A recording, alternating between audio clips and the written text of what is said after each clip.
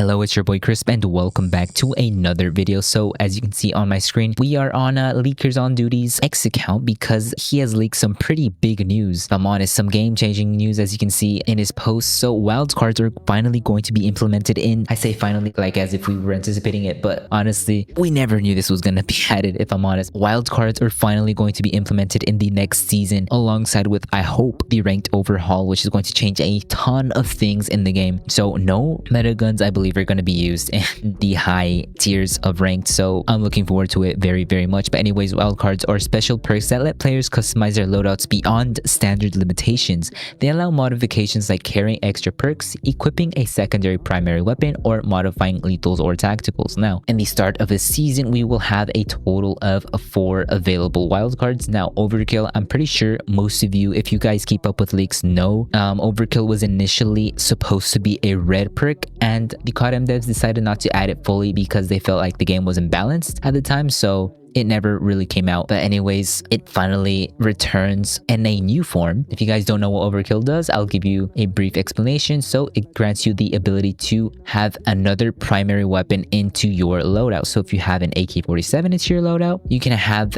literally any other gun that's not a duplicate. I should have just said this, you know, take a non-duplicate primary weapon instead of a secondary. So instead of having your usual primary and secondary, now you'll have a primary and primary as long as you're not the same gun. Next up, we have tactical shift. Now what this does is basically the same principle as Overkill, but this applies to your tacticals. Now if you have a flashbang and you also want to play the objective, you can also have a trophy system, so that's pretty sick. But obviously this comes with the cost of not having a lethal into your loadout. So if you're an OBJ player, I'm pretty sure you're going to love this wildcard. Bomber is basically the same as tactical shift, but it's in reverse. So instead of tacticals, it's lethals. So if you have a frag grenade, you can also have another lethal, and this can be a C4, it can be a Molotov, it can be a thermite, literally any other lethal as long as it's not duplicate. And finally, we do have the perk greed wildcard, which basically grants you an extra slot to equip a non-duplicate red perk. If you have lightweight, you can have any other red perk as long as it's not duplicate, although I don't know why you'd have the same perk twice, but whatever. But yes, more wildcards will be added over the season. So my prediction is that they're going to release it through the battle pass system. So once you complete your battle pass, you'll be able to unlock a new wildcard, just the same as new guns, I believe. They can probably do events, but I don't know why they'd do that. But yeah, I can already imagine the toxic players using Overkill wildcards to stack USS-9 and Man of War Thermite Mag or MG42 or BP50. Either way, we are cooked. Hopefully this isn't a problem with the new ranked overhaul that we're gonna get next season. Hopefully, I don't think they've ever confirmed a ranked overhaul, the devs themselves, but either way, if that does come soon, it should be a big W, because that means toxic meta abusers are not going to hinder me at all. I can finally enjoy ranked. Wildcards will be available in both Battle Royale and multiplayer modes. So I don't know how the Battle Royale system will work. Multiplayer perks being added to BR, they just added wildcards into BR instead. This can add a little bit of variety into the game now. And W move, finally gameplay changes, because before all we got were just a bunch of new graphic content and just new cosmetics, but now finally. Oh, also speaking of cosmetics, we are supposed to get a legendary Tundra, so that's a W. The only mythics I'm ever going to buy in this game are going to be snipers, because that's all I live for, just sniping. Okay, even though I don't do it on the channel, that's because, you know, meta stuff. But yeah, I'm glad Tundra is going to be the next sniper to get a legendary. So people have mentioned this too. I think I don't know, other creators were kind of weirded out that the Tundra has remained as the meta sniper for so long. Before it was a DLQ, and now, like, ever since the Tundra was released, it's been meta ever since. But anyways, other cosmetic addition, it's a possible collab draw for Licorice Recoil. This was supposed to be a China and Garena exclusive lucky draw, I'm sure, right? No clue if it's going to release in global. Dude, us global players, we rarely get any collaboration content in comparison to the other servers. Mythic AK-47, isn't this already released?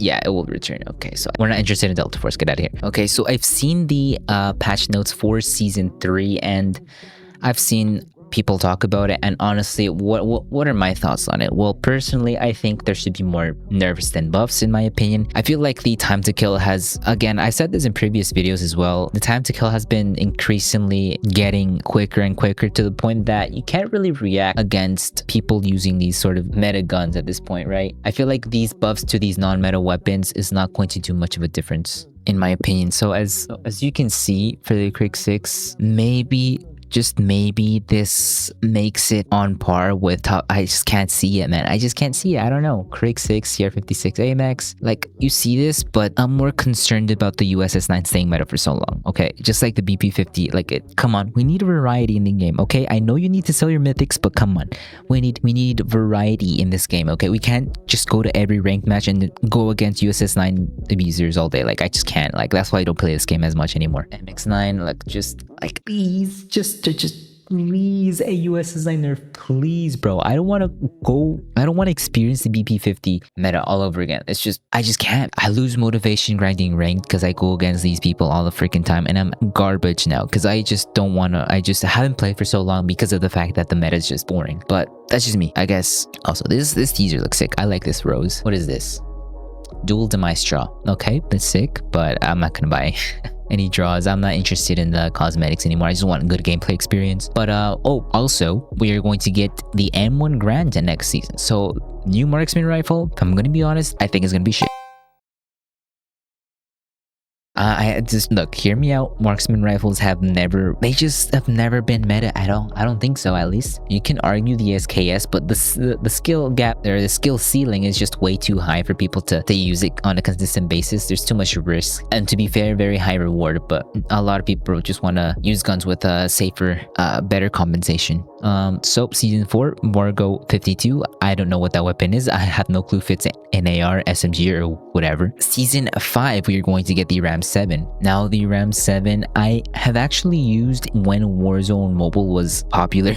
no one plays that game anymore, but Ram 7 is it was meta basically in Warzone Mobile. It was so good. High fire rate. I don't remember if, I think it was an AR ray. I don't think it was an SMG, but very high fire rate. Yeah, that's all I can say. It's really good damage as well. So you can expect this gun to be like the BP50, unfortunately. Maybe better, maybe worse. Depends on how they want to format this gun. Let's just hope it's not the BP50 again, because I'd hate to see that. W change as well. I'm just scrolling by here. I had nothing pre-planned, but projectiles now pass through teammates, except for Sparrow, which is a W. Like, you don't know how many times I try to throw nades into mid and they just bounce right off a teammate because they'll sprint in front of me. So freaking annoying. And I sometimes end up killing myself because of that in game. So very nice change. Okay, I think that's going to be it. There are some other changes that are going to be added. For example, this underbarrel appearance thing coming in season 3, but that's not really important. I think that's going to be it. You can import custom graphic style settings, so actually it's gonna make it more easy, like way simpler to just share your graphic settings, because I personally use a custom one. So once this gets added, maybe I can do a video on that, like a little mini short displaying my graphic settings. But yeah, new settings UI as well. Actually, I did not see that. I should have seen this earlier, but I didn't. But here you go. You can now switch to the original UI by pressing the button on the upper left. Okay, nice change, but it's gonna add more resources into my game. That's fine though. Now, I have seen this next elite mission, ranked crate 2025 Atlas. So this is basically gonna be another legendary reward, just like what we had with the LK24 and the DRH. So expect that. If you want to know the theme for next season, I think it's this is it Cyber Mirage? I'm pretty sure I saw another title elsewhere. I think this is the confirmed one. Expect season 3 Cyber Mirage 2 release pretty soon with these awesome changes. And that's going to be it for today's video. Hopefully you've enjoyed. Leave a like and subscribe for more, and yeah, that's going to be it. Peace.